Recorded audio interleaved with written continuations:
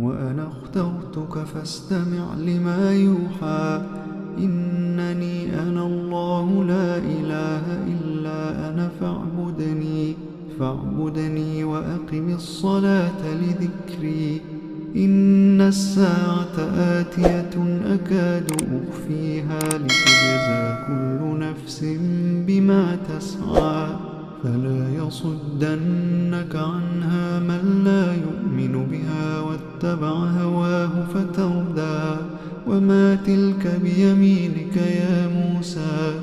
قال هي عصاي أتوكأ عليها وأهش بها على غنمي